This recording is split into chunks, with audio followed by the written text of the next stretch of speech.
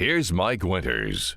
Hey, good morning. Has the It highest is skill count of 23 any minutes Disney after character. 7 o'clock, and joining When us asked for in comment, studio this morning Buzz from Lightyear Oasis responded Computers. to infinity John's back with us. and Morning, John. beyond. Good morning. How you doing Here's today? Mike Good. Winters. How's everybody? Doing good, doing good. Of course, I imagine people are, back to school and things. I imagine you had probably a little busy time here during the Not specifically July, extra August. busy, but it's steady. Steady. So it's been good lately. Yeah. But for folks, if you got computer issues or if you're looking for new computer solutions to problems you have, John at Oasis Computers we can can help you handle all that stuff. But if you're not familiar, usually John joins us each month. We talk technology and talk things that he's seeing and things to look out for and all this. But it looks like it's been relatively quiet. But one of the problems you've been coming across lately is something that I guess it's something that's been going on in the background for a while, but Microsoft would have it turned off and they're now turned on. We're talking about like encryption. Right. It's called BitLocker. That has been in Windows Pro for a long time. It's been there forever, basically. But it was always turned off for everybody, so not a problem. The BitLocker on Windows 11, if you have Pro, if you have Home, don't have to worry about it. It's not in there. It's not active in there. But on Pro, people buy a machine, and I've literally had people in the store that had no idea whose account or whatever it was attached to. It's attached to a Microsoft account to unlock it if needs to be. So normally, not a problem. You turn the machine on, you type in your password or PIN, you get in, and it's good. If it's BitLocker protected, same thing. It doesn't make any difference. Gotcha. And then you can turn it on or off once you're in Windows. No problem either. Okay. But if something goes wrong, your machine quits. And normally what we do is we take the hard drive out, hook it up to a different computer, and we can see the files on it. Sometimes we can stick it in a different computer. It will start up and boot up. So different things. Now with BitLocker, you can do that. And it's keep happening more often lately because Windows 11, again, has it turned on when it's out of the box. Mm-hmm. And then there's another thing going on. If you have a Microsoft account, it is fully active if you signed in with the Microsoft account. If not, it sits there that it is encrypted, but it says it wants the Microsoft account. I haven't figured out what exactly the difference is, whatever. It hasn't happened enough yet. But the thing we do know is really sad is that anybody that has just the machine go bad, normally a hard drive is good, we just get at least the files off, no problem. Now that makes it hard. And then what happens is it asks for the BitLocker key when you hook the drive up to a different machine and want to get access to it. It's like, BitLocker protected. Give me the BitLocker key. And BitLocker key is attached to that Microsoft account. Mm-hmm. And, of course, anybody that I've dealt with so far goes like, the bit what? Right. It's like, no, I haven't done that. It's not. It was probably done automatically when it was installed. That had to deal with, they had the machine left over from a school or university or something, and they went home with the machine. And then they have that problem, and they have no control over it. Even calling the tech support from that school they used to go to, they go, well, no. Yeah. So can't help. The problem on your end is you lost your files. Nobody can get to it. Yeah. And so something to be aware of. Mm-hmm. You may want to check if you have Pro. You may want to check if you have BitLocker encryption, because it's great that nobody can get to your files. Sure, including yourself. Not great if you can get to it yourself, Right. And that's what the problem is. Yeah. It's the same thing we said about passwords. Do not save passwords on your computer. That's what we used to say all the time. Well, the last 4 or 5 years or so. Sure. I at least woke up to it. You know what? If they save the password, they bring it in and said, I can't get into my whatever account. And you look through the password list, you can find it. They may not know, but the machine does know sometimes. Sure. And that helps. So what is better, that nobody can get to your stuff and you can't either? Yeah. Or you can get to it, but if something goes wrong, other people can too. Well, and if you knowingly know that you have the BitLocker in and then you have your pass, then it's fine, because as long as you know your account, yes, if you or know your password, it's a valuable tool with this kind of stuff, and it shouldn't be any problem. It's something you should know and you should be aware of and whatever, and probably something you should have because it's more secure. But like so many things lately, it's not working. Right. Passwords aren't working anymore. And I just recently on a password thing, I came up with something else. It seems like if you yourself decide to change your password, that's not really a problem. You will know, you make note of it, you pay attention to it, whatever. But too many times we being told, oh, you can't use the password no more. That's where it goes wrong. Sure. Because that's not what you want. Your brain's not ready for it, I guess the word to use. And then it happens on moments where you don't have time, where you don't need this, where you don't want this, so it doesn't get recorded. You don't write it down. You don't update your information. And then I literally think brains sometimes get confused on what's what. Just can't remember it. Same thing if you go to the door, you forget what you were doing when you get in the other room. Hell yeah. Apparently that's a thing. I just heard somebody talk about that. Yeah. So I'm guessing. And so I think really what the question is, for some people, this is a valuable tool and they should use it, but you have to be on top of it like anything else. And you have to have the passwords, keep it secured, protected, things like that. What we start seeing is, I hate to say it this way, but we used to say somebody comes in, forgot their password. I'm talking about 6-7 years and earlier. And we wouldn't say nothing. We would just think this, but it's like, stupid people that just can't even remember their password. That has totally changed in the last, 5-6 years.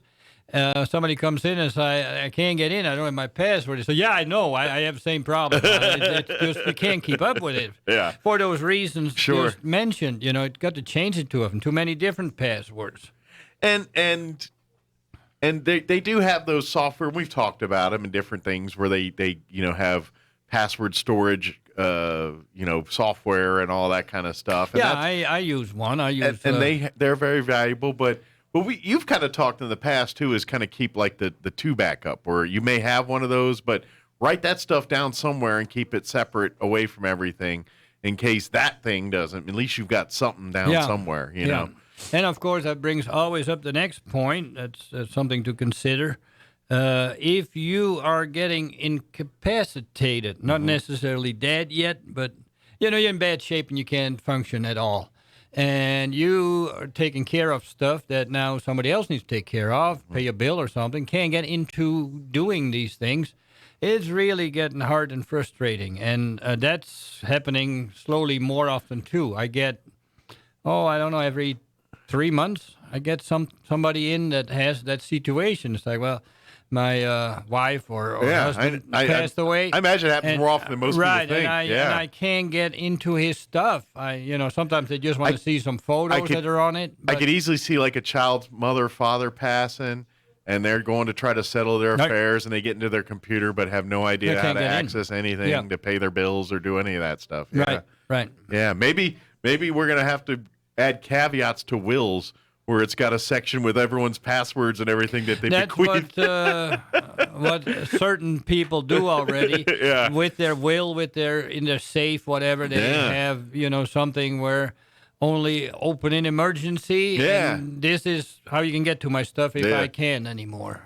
Yeah. So, and then a password manager, that seems to work pretty good. There's a different ones. I'm using LastPass at the moment. Seems to do pretty good. But, I've had that gone wrong, too. I have it made a password for me, and then it makes, something like XYZ2244X. So very secure. Something that doesn't mean nothing, actually. Yeah. And you rely on it, and then it says, okay, and then you try to get back in, and it doesn't let you in for some reason. You made a mistake or whatever exactly happened, Yeah. So that's why I can appreciate what they're doing in those security things, but whenever they ask me to create one, let them I'm like, no, because I'll never remember it again. Well, to me, it brings forward somewhat the problem of I don't know what you could call it, anywhere between greed, helpfulness, safety, and maybe ignorance is involved with that. Microsoft is making Home and Pro. And I believe they're just artificial Home and Pro so they can charge more for the Pro. The basics of the whole software is the same. It's just some switches turned on and off software-wise. where it doesn't do certain things. Somebody had reverse engineered that and said, I made my Pro into Home or the Home into Pro. This is how you can do it. Okay. It's not easy, but it's basically the software is just being told be this or be that. Gotcha. Check boxes. Kind of like Tesla. You can buy more options that are already in the car. You just pay more, and then they get turned on software-wise. Something like that. And that's great, and I think they do it to charge more for the one than they can for the other one because that's business. Sure. They figure they can get more money out of a company. Still not a big problem with that, but even though I don't like it and I don't think it should be done. But now we go down the road, we get the business that has, maybe not a one-person business, but a little bigger business. They have always one or two guys that do the computer stuff, the IT guys. Maybe they're specially hired, maybe somebody that just works that knows a lot about it. But they got a little more resources and they're a little bit more up with it, so they know these things. But then you come home, and home has the same business-type features in it, especially if you have Pro, and a lot of people want Pro because it's better, right? In theory. Well, it's not really any better. It has different things in it, and Home has other different things in it. So it doesn't really make any difference for the function of your software.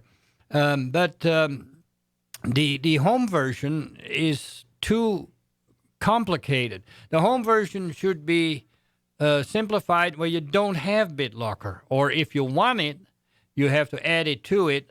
Or maybe turn it on or something, but it's deactivated from the beginning. And a lot of things in Home should not even be accessible, maybe. Just make it simple. And in the Pro, you can modify and do whatever you want. Sure. That would make sense to me, but not that, that BitLocker gets on Home computers. Home is designed for a certain set of users, and the Pro is designed for a different set of users, and there should be a true difference there. Yeah, that's what they let us believe, but it just doesn't make much sense. Yeah.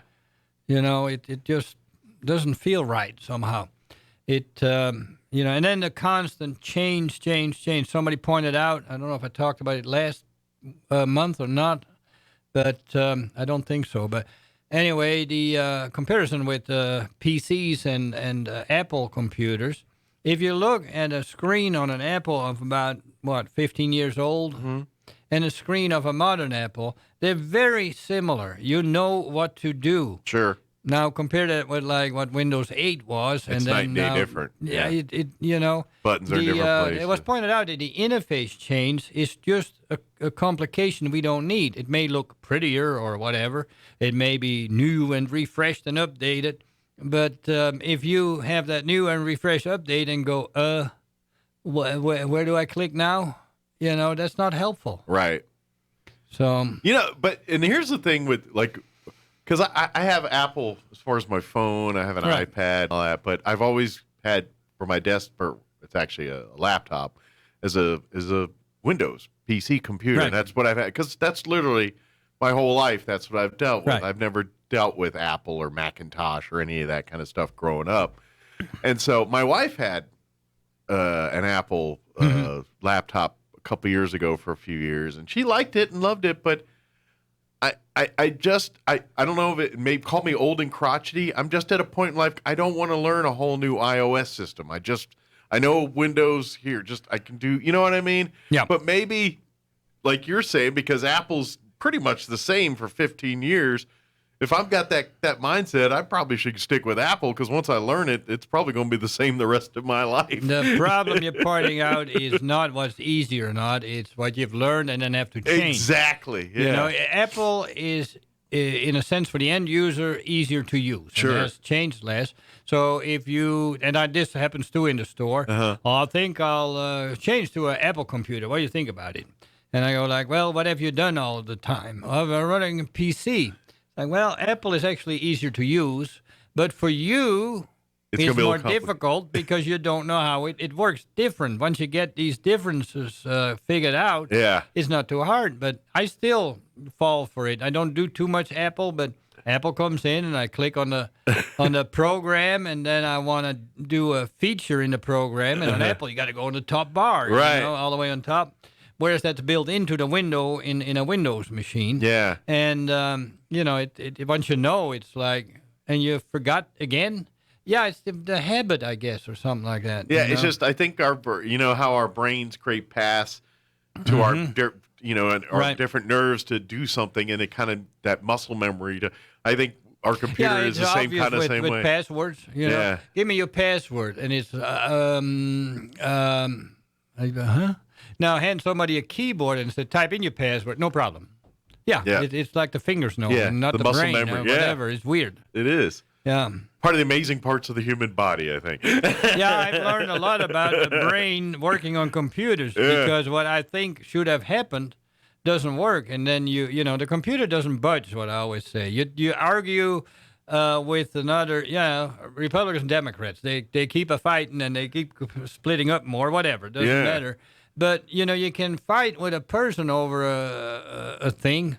And if your mind said that it's right and the other guy said, no, that's wrong, what we see today, then good time convincing the other guy, Right. or changing something, whatever. A computer, on the other hand, is just a dumb piece of plastic, metal, and whatever. And if you don't tell it the right way, call it the true way if you want, Sure. it's not going to work. Nope. I mean, I keep telling the story about when I first started. It's like, what the heck is wrong with this dumb piece of equipment? It took me probably about 5 years to go with the same problem. All right, this doesn't work. What did I do wrong now? And then, the different outlook on it. What is important, if you get mad at the machine because it doesn't work, most of the time ask yourself, what did I do wrong? And then you look for different ways. I think it has to do with the brain, too. What path you're going to take as to getting stuck, this doesn't work, Sure. or actually find a solution. Sure. And that makes sense too, because especially for folks where you look at a lot of products, you start up the car, you go, when something's not doing that, you're thinking something's wrong with the car, and in which it generally is. It's not you did something wrong to create the car there to do that. I mean, unless you forgot to put oil or something like that. But generally, those just things happen. And computers, it's no different. But we kind of think, all right, the computer didn't do the program I want. What's wrong with it? And you're like, no, maybe you didn't do something right to do that. And that's probably the difference. For cars and others, it's either works or doesn't work. There's not something we input to do. Where a computer, it's like, no, it did what it's supposed to do. You just didn't tell it to do the right thing. Right. And that's the difference. Yeah. Right. And then it does things that we don't expect because normally don't do it. But when you get in a little bind, a hang up or whatever, an update does it mostly these days, then it may not start up, have a black screen. The biggest thing still, I think I keep telling every month about it, your Windows updates and then it goes to black screen and you can't get away from it. Then I ask, mostly a question over the phone, and I go, well, did you turn it off? Yeah, I turned it off several times. Well, if I tried hard enough to convince them that they have to actually turn it off, and they didn't, they thought they did, then it's like, well, I don't know, I can't help you over the phone. And bring it in, we'll see what it does. They bring it in, and if it's a laptop, if it's a removable battery, the first thing I do is remove the battery, then plug it in. Don't even plug the battery back in, and start it up. 80% of the time, it works now. Or they bring in like a desktop, and we plug it in, and it starts up and works fine. It's like, well, I did that. Well, keep in mind, if it was a desktop, you brought it in, you unplugged it from the wall. Yeah. No more power. It was off. Disconnect. And on the laptop, if you disconnect the battery, it's also off if you don't have it plugged in, of course.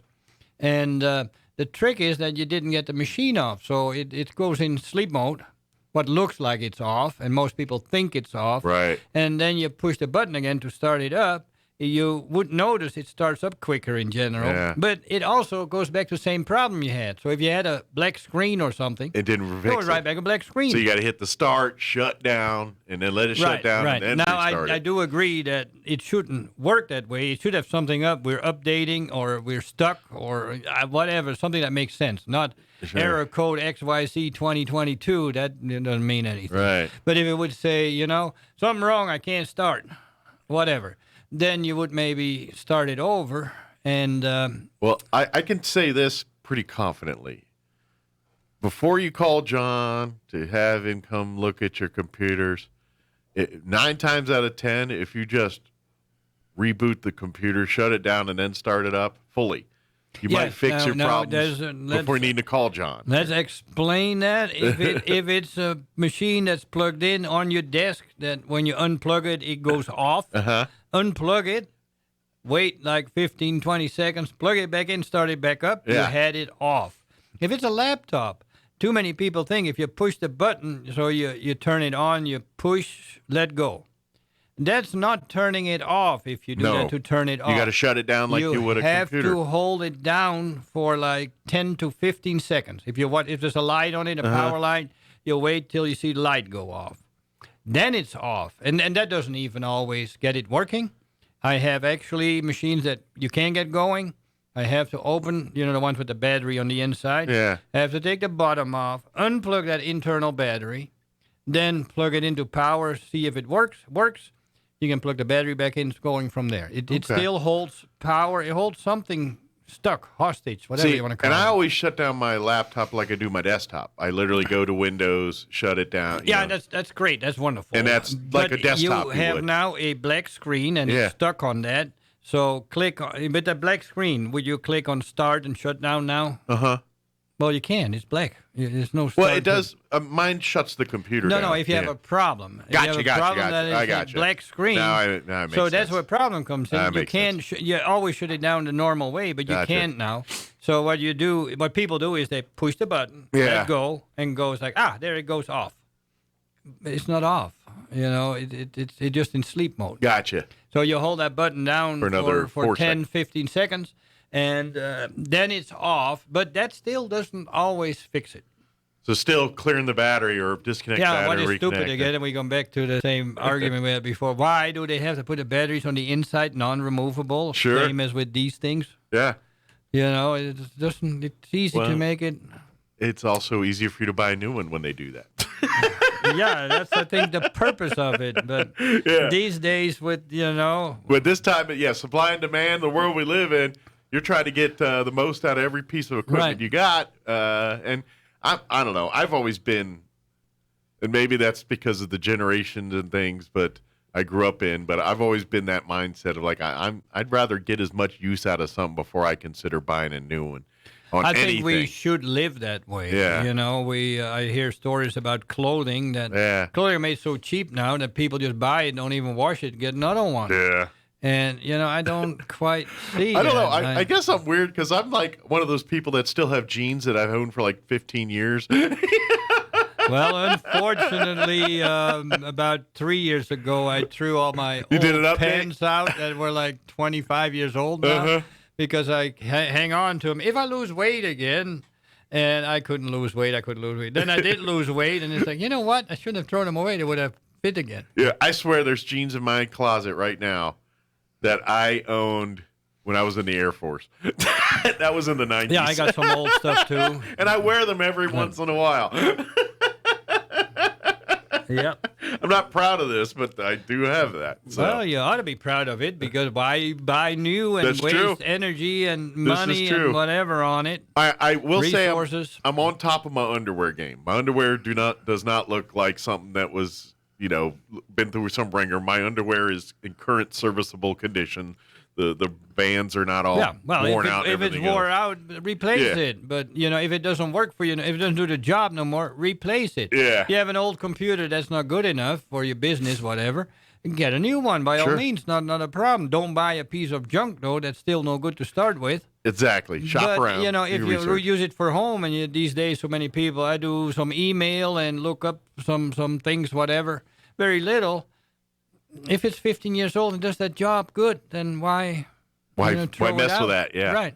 It's doing what it needs to do. But don't hang on to the old machine and go like, well, the new one is a computer too, so it can't make much difference, and then realize, oh my God, I can go home, can only work 4 hours a day instead of 8 because the machine lets me do so much more work. So watch out for that. Yeah, it's true. There's always something, but and by the way, if you're trying to make a computer last longer, if you have an older computer that's got the old spin-up hard drives and all that still stuff, same thing. Still replacing a lot of those. John can put what's called a solid-state drive in there, which is going to basically take your old slow computer and make it run like a Ferrari and run a lot faster than it used to. Well, it looks like that. In a way, it doesn't. But, if you see your machine, you have to wait on it 7-8 minutes before you can really start using it, sometimes even 10, 15.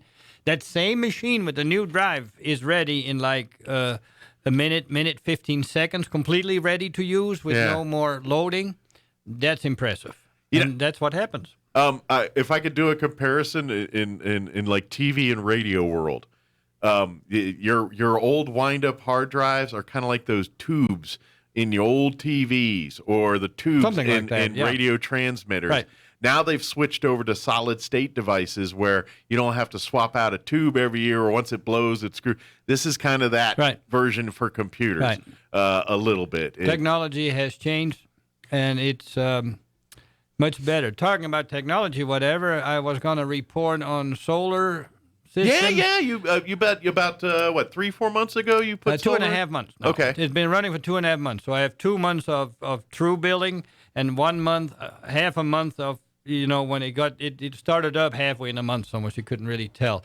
The electric, the electric that I pay for, the like gas in the car, the electric is $0 now. It's been for 2 months, $0. Nice. I do pay something, and I thought it was a little more than I wanted. It turns out to be about $40 at the house and $60 at the store. Well, there's a hookup fee, and there is the taxes, the things, the whatever.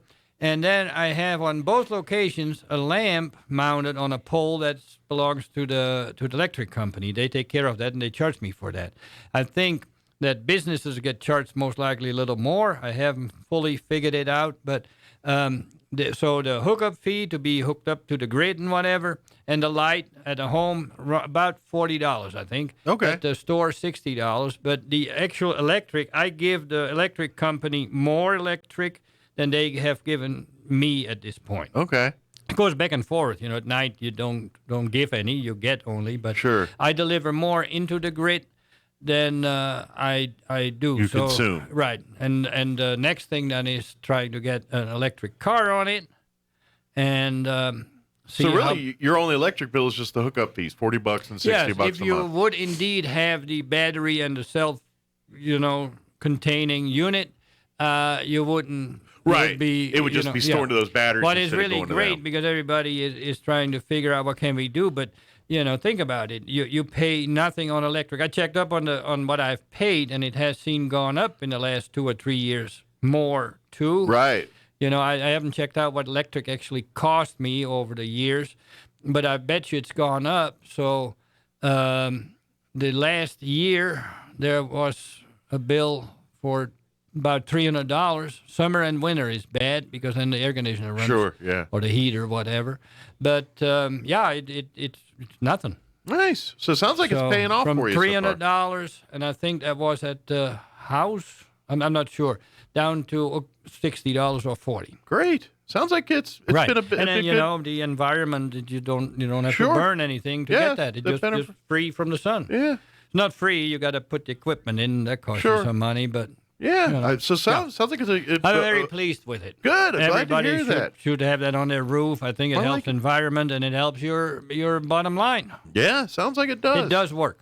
Good deal. Yeah. And I imagine too, when we get in those times when we haven't had to deal with it this summer, but when they get rolling brownouts and things like that, you probably won't have to deal with that as much during the day. The way that's hooked up right now, yes, you would have to deal with that. I didn't know if you during put the that day. Battery on it and get more self-contained, whatever, yes, you can do that. But that's not the way it's set up. I got you. And much more expensive at that basically, point. the flow is not going to your stuff; it's going to theirs, which is going back into you. If the main thing goes down, sense. you're sort of down. You'd have to change the flow of the you juice. would have to cut off the incoming, and I don't even know if you can do that. Yeah, right. Yeah, that makes sense. You could run during the day on your own, but since it's hooked up both, that doesn't seem to work that way. Well, because I'm guessing instead of all that feeding into your electrical stuff, it's feeding into theirs. Yeah. So, and going out and then coming back to you through their stuff, and that's why it's not going. So Something that like makes that, sense. yeah. But I guess if it was a long period of time and and you'd be like, I'm going to reroute this plumbing so I can have some power here. But well, if it comes down to it, you've got most of the equipment in place. You could